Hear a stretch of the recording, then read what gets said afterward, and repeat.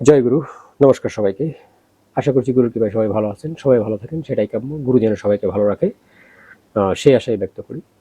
সেই সাথে আমার জন্য একটু আশীর্বাদ করবেন, গুরু যেন আমার স্থূল দেহকে এই দেহালয় হওয়ার পূর্ব মুহূর্ত পর্যন্ত ভালো রাখেন। তো যারা দীর্ঘদিন যাবত আমার চ্যানেলে আছেন, আমার সাথে জুড়ে আছেন, আপনাদের কাছে আমি কৃতজ্ঞ, এবং যারা নতুন এসেছেন আপনাদের কাছেও কৃতজ্ঞ। আপনারা সবসময় আমাকে ভিডিও দেওয়ার জন্য উৎসাহ দিয়ে যান।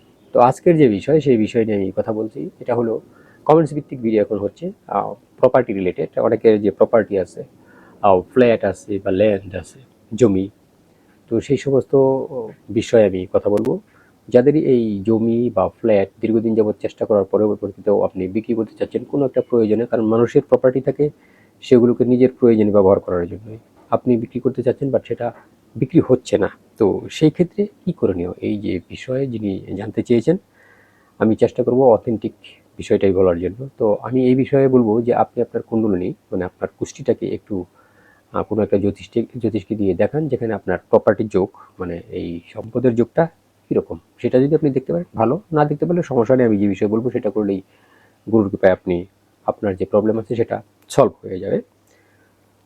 তো আমরা জানি যে যে কোনো বিষয়ে আমাদের যে যে কোনো ল্যান্ড বা প্রপার্টি বা যে কোনো জমি, সেখানে কিন্তু ক্ষেত্রফল থাকে। মানে এটাকে বলতে পারেন আপনি আপনার যে ভূমিটা আছে সেই ভূমির দেবতা, ঠিক আছে? প্রত্যেকটা আপনার যদি একটা ঘরে ২টা ৩টা ৪টে রুম থাকে, সেই রুমগুলো এক একটা রুমের মধ্যে, মানে এক একটা রুমের মাঝে এক একটা ক্ষেত্রফল থাকে।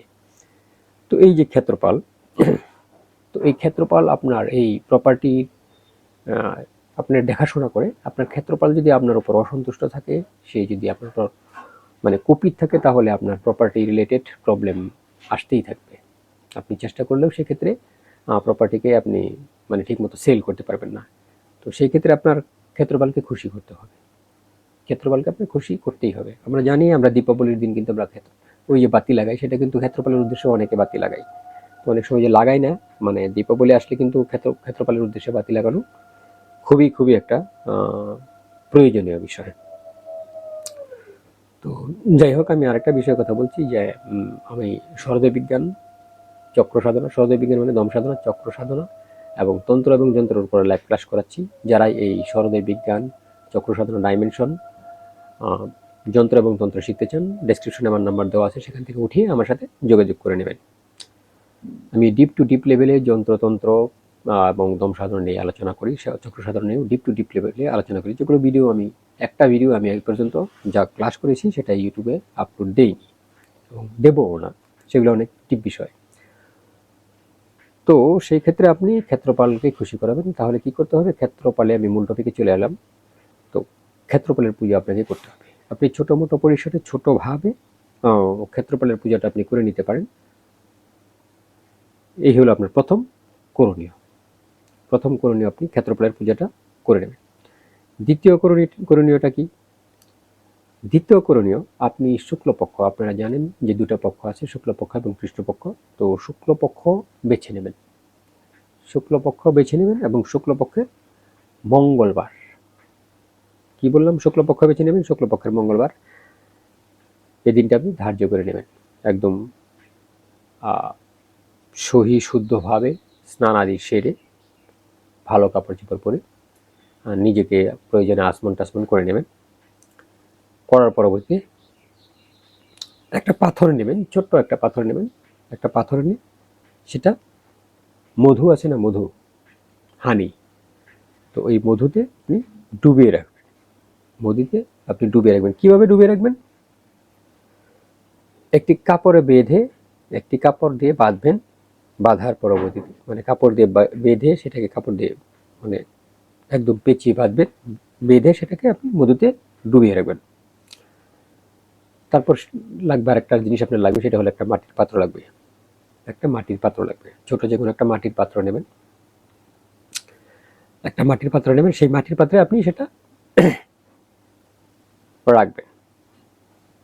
সেই মাটির পাত্রে আপনি সেটা রাখবেন। তারপরে সেটাকে উঠিয়ে, ধরেন আপনি মঙ্গলবার দিন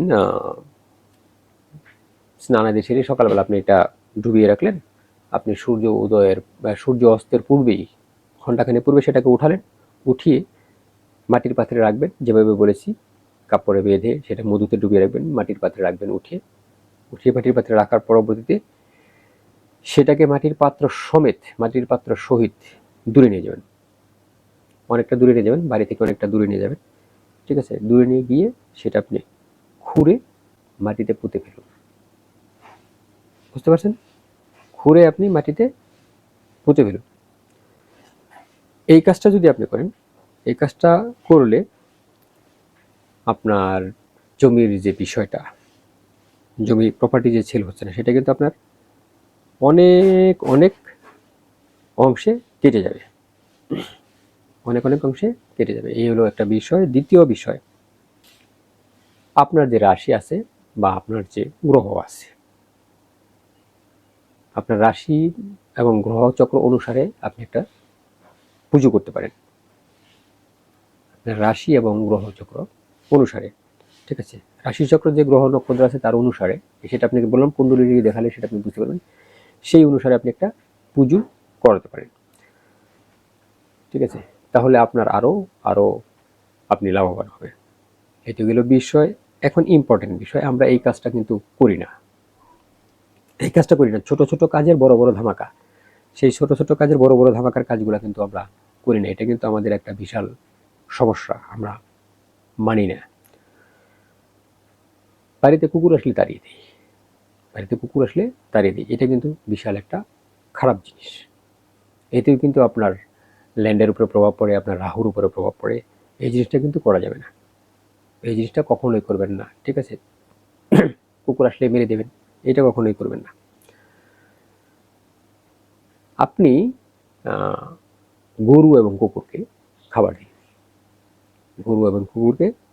দিন, মাঝে মাঝে আপনি খাওয়াবেন, এতে আপনার প্রবলেমগুলো কেটে যাবে।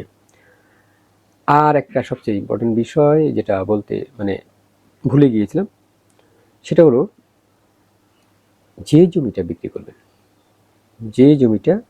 করবেন, ছোট্ট একটা বোতলে 1 বোতল দুধ ভরে নেবেন, নিয়ে এটা আপনার যে জমিটা বিক্রি করবেন সেই জমির কোথাও না কোথাও আপনি লুকিয়ে রাখবেন, যাতে মানুষের চোখে না পড়ে, কোনো কিছু দিয়ে ঢেকে ঢুকে আপনি লুকিয়ে রাখলেন। ঠিক আছে, এই কাজটা আপনি করবেন। এটা আমি ভুলে গেছিলাম বলতে, এটা আমি লাস্টে বললাম, এই কাজটা আপনি করবেন।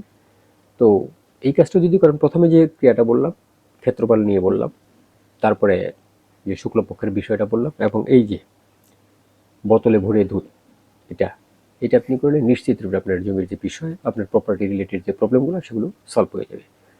তো আজকে এই পর্যন্তই। জয় গুরু, নমস্কার সবাইকে।